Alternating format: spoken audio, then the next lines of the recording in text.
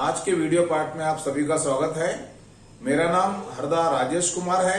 मैं government degree college Chanchalguda के हिंदी विभाग में सहायक प्रोफेसर पद पर कार्य कर रहा हूं। मैं वीडियो पार्ट के अंतर्गत आज हम भगवान बुद्ध के प्रति कविता का हम लोग अध्ययन करेंगे।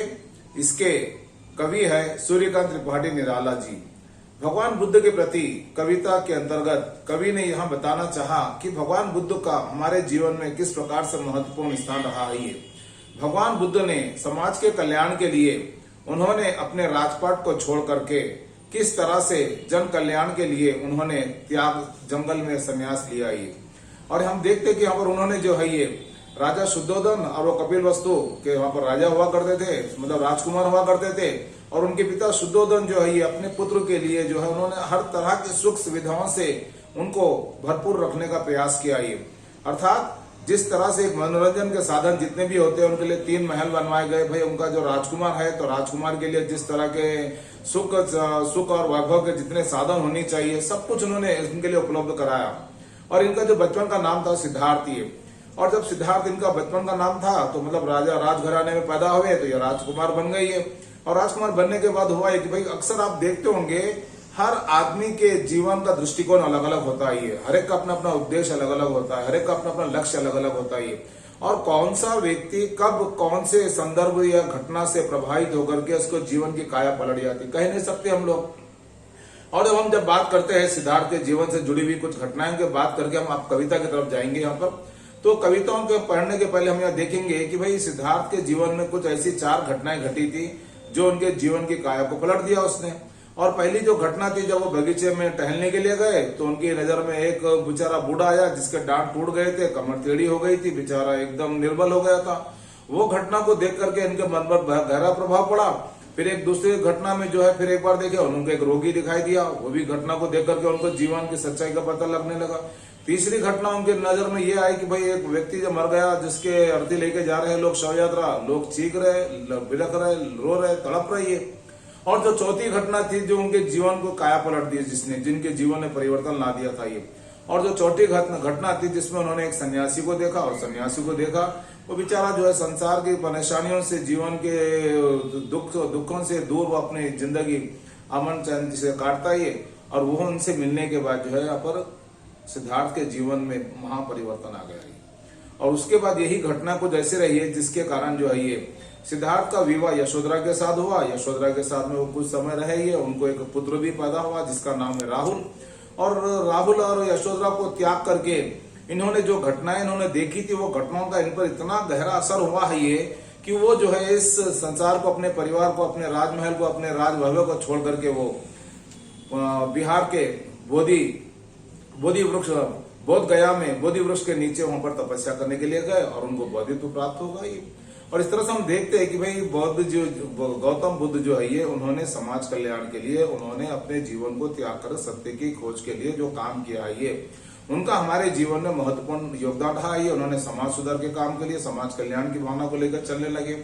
तो आप देखेंगे कि भाई उनके समय में उन्होंने जो काम किए थे तो उस समय जो तत्कालीन समय में उन्होंने समाज में जो कल्याण की भावना को लेकर के उन्होंने जो काम किया था उसी को ध्यान में रख करके, उसी की उन्हीं बातों को ध्यान में रख करके, उनके दृष्टिकोण को या उनके उद्देश्य को ध्यान में रख करके यहाँ पर निराला जी ने भी आज के समय में हालात किस तरह से बिगड़ रहे हैं, कौन से हालत कब कहा किसको कहा किस रूप में ले आकर के खड़े कर दे रहा है ये हालत, वैसे हालातों में वैसे दुर्व्यवस्था में जो है आज भी भगवान बुद्ध के बताए गए मार्ग को हम छोड़ नहीं सकते। आज भी कहीं ना कहीं उनके जो आदर्श जो सिद्धांत है वो आज भी हमारे लिए प्रासंगिक है। और इन्हीं बातों को ध्यान में रख करके निराला जी ने यहाँ पर इस कविता का शीर्षक रखा भगवान बुद्ध के प्रति, अर्थात भगवान बुद्ध के हमारे जीवन में कितना महत्वपूर्ण स्थान है ये, भगवान बुद्ध के सिद्धांत कितने जरूरी है ये। और इसी बात को ध्यान में रख करके उन्होंने इस कविता का शीर्षक लिखा। और इसलिए शीर्षक को और कविता को पढ़ने के पहले हम सबसे पहले जरूरी है कि हमारे लिए हम जो है ये निराला जी के व्यक्तित्व और कृतित्व पर प्रकाश डाले। और आगे हम जो है निराला जी के व्यक्तित्व और कृतित्व पर प्रकाश डालेंगे। यहाँ पर आगे हम सूर्यकांत त्रिपाठी निराला जी के व्यक्तित्व हम कृतित्व पर प्रकाश डालते हैं तब हमें दिखाई देता है कि छायावाद के कवियों में निराला जी का महत्वपूर्ण स्थान है। निराला जी हिंदी की एक अमूल्य विभूति है। वे युग प्रवर्तक कवि माने जाते हैं। उनका जन्म 1896 में वसंत पंचमी के दिन बंगाल के मेदिनीपुर जिले के महिषादल राज्य में हुआ था। उनके पिता का नाम पंडित राम सहाय त्रिपाठी था, जो उत्तर प्रदेश के उन्नाव जिले के गढ़कोला गांव के निवासी थे।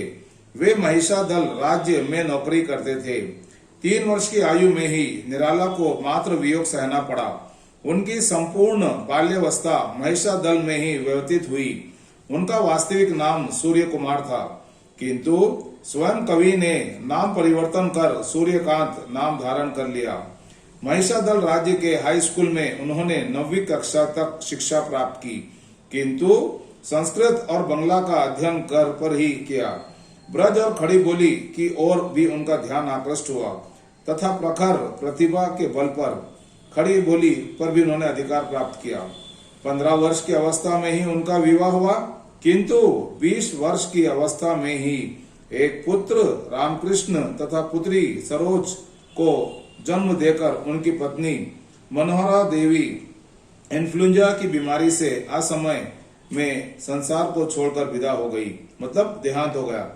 इसके अतिरिक्त पिताजी तथा चाचा जी की मृत्यु का भी दुख निराला जी को सहना पड़ा। उसके बाद उनके भाई भतीजों का भी पालन पोषण का दायित्व निराला जी पर आ पड़ा। निराला का जीवन अत्यंत संघर्षमय रहा। जीवन भर आर्थिक अभावों से भी वे जूझते रहे।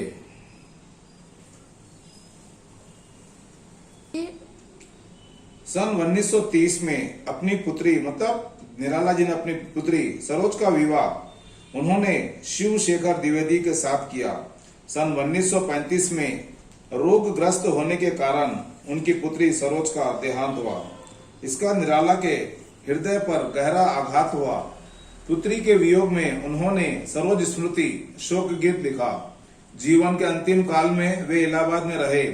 जीवन संघर्ष में जो सदा अपराजय रहे, ऐसे निराला कवि ने ना ही जानत दैन्य नहीं जनता जनत विनय इस संकल्प के साथ सन 1961 में इस भौतिक शरीर को त्याग दिया। उनकी रचनाओं में हम देखते हैं काव्य के अंतर्गत अनामिका, परिमल, गीतिका, तुलसीदास, कुकुरमुत्ता, अणिमा, नए पत्ते, बेला, अपरा, अर्चना, आराधना। उसी तरह से कहानी संग्रह में हम देखते हैं लिल्ली, सखी, सुकुल की बीवी, चतुरी, चमार। उपन्यास के अंतर्गत हम देखते हैं अप्सरा, अलका, प्रभावती, निरुपमा, चोटी की पकड़, काले कारनामे, चमेली। उसी तरह रेखा चित्र में हम देखते हैं कुल्ली, भाट, बिल्लेसुर, बकरहा। संपादन के अंतर्गत समय मतवाला। तो इस तरह से हम देखते हैं कि उनका साहित्यिक योगदान इस तरह से रहा। आगे कवि निराला के काव्य में भावों के बहुरंगी चित्र साकार हुए, जिसमें आध्यात्मिक और रहस्य भावना, प्रेम और सौंदर्य, व्यंग, करुणा, राष्ट्रीयता आदि का सुंदर प्रकाशन हुआ। जूही की कली छायावादी विशेषताओं से युक्त प्रेम और सौंदर्य की रचना है। तुम और मैं रहस्यवादी भावनाओं की अभिव्यक्ति है। कुकुरमुत्ता सामाजिक जीवन का यथार्थ चित्र है। राम की शक्ति पूजा मानव के लिए न दन्यम न पलायनम का संदेश देने वाली प्रेरक रचना है। बादल राग क्रांति की उद्घोषक है। यमुना के प्रति सांस्कृतिक गौरव की परिचायक है। महाराज शिवाजी का पत्र में राष्ट्रीय भावना की अभिव्यक्ति है। सरोज स्मृति कवि की हृदय स्पर्शी आत्माभिव्यक्ति है। इस प्रकार निराला की कविता का अनुभूति पक्ष अत्यंत पुष्ट एवं सबल रहा है। आगे हम देखते हैं कि निराला जी की दार्शनिक विचारधारा पर स्वामी विवेकानंद तथा रामकृष्ण परमहंस के विचारों का गहरा प्रभाव पड़ा है। उन्होंने उपनिषदों के अद्वैत भाव को भी अपने काव्य में स्थान दिया। उनके भिक्षुक, विधवा, वहां तोड़ती पत्थर आदि काव्य में करुणा एवं मानवतावाद की भावना का सुंदर वर्णन किया है। दीनहीन जर्जर कृषक की, मतलब गरीब, लाचार, बेबस, कृषक मतलब किसान की करुण दशा का हृदय स्पर्शी चित्रण कवि ने अपने काव्य में किया। निराला क्रांति के अग्रदूत थे, मतलब देखिए क्रांति लाना चाहते थे ये। जागो फिर एक बार, वीणा वादिनी वर दे, भारती जय विजय करे आदि में क्रांति का एवं चेतना के स्वर प्रस्फुटित हुए। तुलसीदास आदि रचनाओं में सांस्कृतिक नवोत्थान के साथ अतीत का गौरव गान तथा राष्ट्रीयता का स्वर मुखरित हुआ है। निराला के काव्य में कला पक्ष की दृष्टि से छंद तथा भाषा में मौलिकता तथा नवीनता दृष्टिगोचर होती है। छंद मतलब काव्य लिखने की शैली, मौलिकता नजर होती है। छायावादी कवि होने के कारण संध्या सुंदरी, परिसी आदि कल्पनाएं उनके भावों में सहचरी हुई है। उनके गीतों में प्रभावात्मकता, मधुरता, अलंकृतता तथा रसात्मकता का सुंदर समन्वय हुआ है। मतलब उनके गीतों में जो है प्रवाह होता है, जिसमें मधुरता मिठास होती है, उसमें चमत्कार भी होता है, जिसमें रस भी होता है, जो पाठक को रसानुभूति देता है। ये उनके काव्य में हास्य व्यंग की सुंदर छटा, मतलब हास्य व्यंग का भी वर्णन हुआ। ये मुक्त छंदों का प्रयोग निराला जी का महत्वपूर्ण योगदान रहा है। ये मतलब मुक्त छंदों के प्रयोग, मतलब देखिए जिसमें हम काव्य शास्त्र के नियमों का पालन नहीं करते, जिसमें हम मुक्त कविता लिखते हैं, जिसको अंग्रेजी में फ्री बॉर्न पोएट्री कहते हैं। जूही की कली मुक्त छंदात्मक कविता है। भाषा में देखिए इनकी भाषा की विशेषता देखिए आप।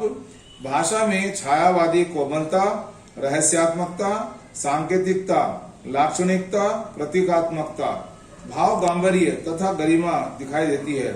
समग्रतः मतलब वो संपूर्ण रूप से महाप्राण निराला का विराट व्यक्तित्व उनकी रचनाओं में मुखरित हुआ है। अर्थात उनकी रचनाओं में हम उनके महान और विराट व्यक्तित्व को हम देख सकते हैं। कविता में या प्रस्तुत रचना में निराला ने ऐसे समय में भगवान बुद्ध का महत्व बताया जहां समाज में सामाजिक, सांस्कृतिक, धार्मिक, आर्थिक आदि दृष्टियों से त्वरित मतलब क्या तुरंत परिवर्तन हो रहे हैं। निराला जी का मानना है कि भगवान बुद्ध के आदर्श कभी पुराने नहीं पड़ सकते, बल्कि बदलते समय में और अधिक प्रासंगिक हो सकते हैं। ये आगे कविता इस प्रकार से है। ये कविता की पंक्तियां हम आगे पढ़ेंगे और उसका भावार्थ भी देखेंगे हम लोग। आज सभ्यता के वैज्ञानिक जड़ विकास पर गर्वित विश्व नष्ट होने की ओर अग्रसर है। अर्थात देखेंगे निराला जी यह बताना चाहते हैं कि आज के लोग वैज्ञानिक आविष्कार करके उससे सुख सुविधाएं प्राप्त करते हुए यह मान रहे हैं कि यही संपूर्ण विकास है, पर इस असंपूर्ण विकास पर गर्व कर रहे, किंतु सभ्यता नाश की ओर अग्रसर हो रही है। आगे पंक्तियों में लिखते हैं, स्पष्ट दिख रहा सुख के लिए खिलौने जैसे बने हुए हैं वैज्ञानिक साधन केवल पैसे। अर्थात आज जो विज्ञान के माध्यम से हम जो सुख सुविधाओं को प्राप्त करने की दिशा में हम जा रहे हैं, वह सुख सुविधाएं मतलब हमारे लिए जो है विज्ञान मतलब सुख आराम के साधन नहीं है, और सब लोग जो है विज्ञान के बल पर जो है ये पैसा कमाने की तरफ अपने आप को लेकर जा रहे हैं। अर्थात यहाँ पर बताना चाहते हैं वैज्ञानिक साधन केवल सुख के लिए खिलौने जैसे बन गए। आज मानव का लक्ष्य केवल पैसा कमाना रह गया है। ये आगे पंक्तियों में लिखते हैं, आज लक्ष्य में है मानव के स्थल, जल, अंबर, रेल, तार, बिजली, जहाज, नौयानों से भरे। देखिए आज लोगों के सामने हम ये देखते हैं कि भाई हम लोगों ने प्रगति कर ली है, विकास कर रहे हैं हम लोग। अर्थात निराला जी बताना चाहते हैं चाहे वो पृथ्वी हो, जल हो, आसमान हो, रेल हो, तार हो, बिजली हो, जहाज हो, हवाई जहाज हो, आदि से हम लोग आदि सुविधाओं से हम उसका फायदा उठा रहे। मानो यहाँ पर बताना चाहते हैं कि भाई इन सुविधाएं तो मिल गई, पर हम लोग जो है इन सुविधाओं का किस रूप में प्रयोग करके अपने आप को हम प्रगति के रास्ते पर जा रहे हैं, यह सोचना जरूरी है। आगे लिखते हैं यहाँ पर निराला जी, दर्प कर रहे है मानो वर्ग से वर्गगण, भिड़े राष्ट्र से राष्ट्र, स्वार्थ से स्वार्थ विचरण। अर्थात आज का जो जमाना है लोगों में जो है आदमी से आदमी को घमंड है, एक वर्ग से दूसरे वर्ग को घमंड है, अहम है। यहाँ पर ये आज जो है एक राष्ट्र दूसरे राष्ट्र से लड़ रहा है। ये यहाँ तक हम देखते हैं कि लोग अपने स्वार्थ के लिए कब कहाँ किस हद तक गिर जाते हैं। ये इसलिए यहाँ पर कहना चाहते हैं निराला जी, मानो इन साधनों पर मतलब देखिए जो वैज्ञानिक साधन है उसको अपना करके लोग जो है कितना गर्व का अनुभव कर रहे हैं, और यही गर्व की वजह से, अहंकार के वजह से यहाँ पर अपने आप को देख एक व्यक्ति दूसरे व्यक्ति से, एक वर्ग दूसरे वर्ग से, एक देश दूसरे देश से, और एक स्वार्थ दूसरे स्वार्थ से लड़ रहा है। अर्थात समाज में आधुनिक जीवन में जो है किस तरह की भावनाएं, किस तरह के हालात बनते चले जा रहे हैं, इसकी ओर यहाँ पर हमको निराला जी ने यहाँ पर ध्यान आकर्षित किया। और आगे लिखते हैं यहाँ पर ये, हंसते हैं जड़वाद ग्रस्त प्रेत ज्यो परस्पर, विकृत नयन सुख मुख कहते हैं अतीत भयंकर। अर्थात निराला जी कविता के माध्यम से कहना चाहते हैं कि जड़वादी प्रेतों की तरह विकृत नेत्रों और मुख से हंसते हुए इस प्रकार कहते हैं कि अतीत बीते हुए मानव के लिए भयंकर था। आगे यहाँ पर लिखते हैं कि था मानव के लिए पतित था वहां विश्वमन अपटु अशिक्षित वन्य हमारे बंधुगण। अर्थात हमारे यहाँ पर देखिए अतीत में जो हमारी सभ्यता जी थी, जो संस्कृति थी, हमारे लोग कैसे थे, अर्थात हमारे जो उस समय जो प्राचीन काल में जो हमारे पुराने जमाने में जो लोग थे, जो अतीत काल में जो लोग थे, वह लोग बेचारे अशिक्षित थे, परंतु उनके पास अपने जीवन का अपना ढंग था ये। और इसलिए पर बताते हैं कि अतीत में विश्व मन पतित था।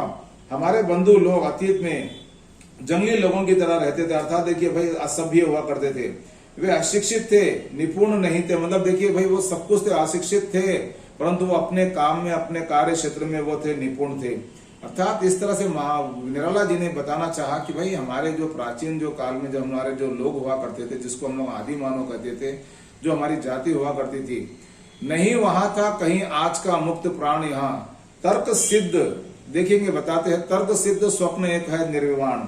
अर्थात उस समय के लोगों को आज की तरह स्वतंत्रता नहीं थी। देखेंगे उस समय के जो लोग थे, आज हमको जिस तरह की स्वतंत्रता थी, उस समय के लोगों को स्वतंत्रता नहीं थी।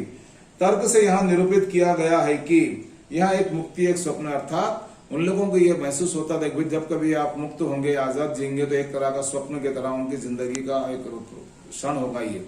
और इसलिए यहाँ पर लिखते हैं वहां बिना कुछ कहे सत्यवाणी के मंदिर में। अब आके यहाँ पर हम देखते हैं कि यहाँ पर गौतम बुद्ध के बारे में लिखते हैं यहाँ पर ये कि भाई गौतम बुद्ध तुम उस समय किस तरह से लोगों का मार्गदर्शन किया आपने। वहां बिना कुछ कहे सत्यवाणी के मंदिर जैसे उतरे थे तुम उतर रहे हो फिर। अर्थात यहाँ पर कवि लिखते हैं हे तथागत, मतलब क्या, हे गौतम बुद्ध, तुम जिस प्रकार सत्यवाणी के मंदिर में उतरे थे उसी प्रकार तुम फिर मानव के मन में उतर रहे हो। अर्थात मानव के मन में जो है आपका जो महत्व है वो कभी कम नहीं होगा। आपका विचार जो है लोगों के जीवन परिवर्तन में महत्वपूर्ण भूमिका निभाएगा। मानव के मन में जैसे जीवन में निश्चित विमुख भोग से राजकुमार त्याग कर सर्वविदित। अर्थात हम यहाँ पर देखते हैं कि जो सिद्धार्थ जो हुआ करते थे, गौतम बुद्ध जो है ये, और सत्य और समाज में शांति कल्याण की भावना को लेकर उन्होंने अपने पुत्र और अपनी पत्नी यशोधरा, पुत्र राहुल और यशोधरा को छोड़ करके वे रात के समय वन में जाकर के वहां पर तपस्या करने लगे और वहां बौद्ध गया गए और बोधि वृक्ष के नीचे बैठ करके उन्होंने सत्य की खोज की और उनको बौद्ध ज्ञान प्राप्त हुआ। इसलिए यहाँ पर निर्मला जी बताना चाहते हैं कि हे राजकुमार, भोग से विमुक्त होकर जो कुछ था उसे त्याग कर, जो कुछ था मतलब क्या, राजघराने सब तरह की सुख सुविधाओं को त्याग कर परंपरागत रूढ़ियों से विमुक्त होकर एकमात्र सत्य के लिए कठिन तपस्या करके तुम अपने लक्ष्य को पहुंच गए। अर्थात जिस तरह से तुमने समाज कल्याण के लिए अपने लक्ष्य को प्राप्त करने के लिए तुमने सुख सुविधाओं को त्याग दिया था, वही सुख सुविधाओं के द्वारा जो है तुमने सुख सुविधाओं को त्यागने के बाद समाज कल्याण में तुमने अपने जीवन को अर्पित कर दिया। आगे यहाँ पर बताते हैं विमुख भोग से राजकुमार त्याग कर सर्वविदित, एकमात्र सत्य के लिए रूढ़ी से विमुख रत कठिन तपस्या में पहुंचे लक्ष्य को तथागत। अर्थात यहाँ पर बताना चाहते हैं कि हे तथागत, तुम विश्व में, तुम्हारे द्वारा विश्व में ज्योति फूटी, मतलब कि आशा की किरण जागी, मानव सम्मिलित हुए। देखिए सब मानव जो अलग अलग हुआ करते थे, अलग अलग जिस तरह से जीते थे, सब में एक तरह की मानव अनेकता में एकता आ गई। और इस तरह से यहाँ पर देखते हैं कठिन तपस्या में पहुंचे लक्ष्य को तथागत, फूटी ज्योति विश्व में मानव हुए सम्मिलित, धीरे धीरे हुए विरोधी भाव तिरोहित। अर्थात जब आपने अपने ज्ञान की ज्योति लोगों को बताई, लोगों तक पहुंचाई, लोगों को आपने जागृत किया, जिसके वजह से लोगों के मन में जो दूरियां थी वो दूरियां दूर हो गई और लोग सम्मिलित हुए और वो विरोधी भाव जो हुआ करते थे वो विरोधी भाव भी धीरे धीरे नष्ट हो गए। और इस तरह से जो भिन्न भिन्न भाव जो संचित हुए, मतलब लोग अपने अपने भावों को समझने लगे और समाज कल्याण के लिए अपने आप को बनाने लगे। आगे निराला जी ने लिखा है कविता में, भिन्न रूप से भिन्न भिन्न धर्मों में संचित। देखिए भाई अलग अलग रूप से अलग अलग धर्मों में जो मानव रहे, ये कभी कोई करुणा से, मतलब क्या दया से या फिर आशीर्वाद से प्रभु के कोई उनको दूरी ना रहे, मतलब वंचित ना रहे। फूटे शत शत उत्स सहज मानवता जल के, यहाँ वहां पृथ्वी के सब देशों में छलके। अर्थात देखेंगे कि भाई जहां पर हमारे लिए जो करुणा होती है, प्रेम होती है, ममता होती है और जो हमारे लिए जो महत्वपूर्ण बातें होती है वो सिर्फ हमारे तक सीमित ना रहो, मतलब संसार में जितने भी मानव है सब पर ये इसकी दया कृपा बनी रही है। और इसलिए यहाँ पर कवि लिखते हैं यहाँ पर ये कि मानव करुणा से वंचित ना था, स्वाभाविक रूप से मानवता जल के सैकड़ों स्रोत फूटे, मतलब देखिए मानवता रूपी जल के कई सैकड़ों स्रोत, मतलब क्या सौ स्रोत फूटे, मतलब सबको जो है उस करुणा का पात्र बनने का मौका मिला ही है। आगे यहाँ लिखते हैं, यहाँ वहां पृथ्वी के सब देशों में छल के बल के पंकिल भौतिक रूप आदर्शित हुई तुम्ही से ज्योति प्रदर्शित। अर्थात देखिए यहाँ पर तुम्ही जो बात आ रही है गौतम बुद्ध के प्रति, यहाँ पर उनके भावनाओं को व्यक्त करते हुए कहते हैं कि भाई आपके द्वारा जो है ये इस भौतिक संसार में जो है ये आध्यात्मिक विचारधारा को आपने जिस तरह से लाकर के समाज में एक नई ज्योति को, नए प्रकाश को, नई दिशा को, नई जीवन शैली को, आपने आदर्श को स्थापित किया, वही आदर्श का जो रूप है आज हमारे सामने आपके रूप में देख सकते हैं। अर्थात आपने जिस भावनाओं को, उद्देश्यों को, सिद्धांतों को आपने जो बनाए रखा था अपने समय में, वह आज भी हमारे लिए महत्वपूर्ण है और वह आज भी हमारे लिए प्रासंगिक है। इसलिए कवि यहाँ पर लिखते हैं, मानवता जल विश्व के सब देशों में छलक उठा, तुम्हारे कारण ही छल तथा बल के कीचड़ लगे, भौतिक रूप अदृश्य हो गया। अर्थात देखिए कुछ लोग जो छल करते थे, जो कीचड़ रूपी जो गंदगी फैलाना चाहते थे, आपके विचारों के कारण जो है उस तरह के बुरे विचार, बुरे सोच के अपने आप दूर हो गई। तुम्ही से ज्योति प्रकट हुई। अर्थात देखिए ज्योति का मतलब क्या है, ये भाई ज्योति ऐसी ज्योति है जो बौद्धित्व, मतलब क्या बौद्धिक स्वरूपी ज्ञान को उन्होंने समाज में फैलाने का प्रयास किया। और इस तरह से हम देखते हैं कि गौतम बुद्ध जी जो है, जिन्होंने अपने जीवन के माध्यम से अपने जीवन को द्वारा उन्होंने समाज में कल्याण की भावना को लेकर के, सत्य की खोज के लिए उन्होंने अपने जीवन को त्याग दिया। इसलिए इन विशेषताओं के अंतर्गत हम देखते हैं भगवान बुद्ध के त्याग में जीवन का सहारा लेकर कवि कह रहे हैं कि सारे संसार में फैले हुए अनेक अत्याचारों के विरोध करते हुए समाज में मानवता की ज्योति फैलाने का श्रेय भगवान बुद्ध को ही जाता है।